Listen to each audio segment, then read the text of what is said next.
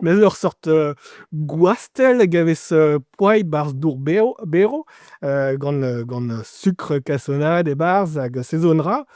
Everk davad da Enez-Groe, tout-nu danvez war Enez-Groe, met pas war ar c'hebandir.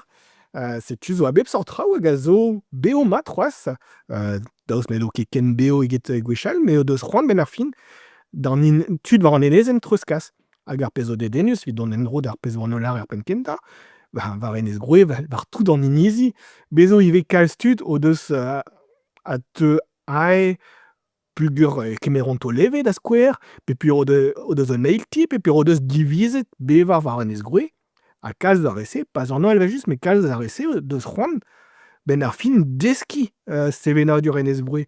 Hag lo deus a re a zo an tamm e kaver sevenadur Enez-Groe, a zo tud n'int ket ganet war an Enezenn, zo tud ben ar fin o deus divizet bevar war an Enezenn hag o deus c'hoant deskiñ da skouer brezhoneg Enez-Groe, pe o deus c'hoant deskiñ pep tra liammet gant ar bezhin pe gant ar bageal war Enez-Groe ha tout se setu ya birvidik eo.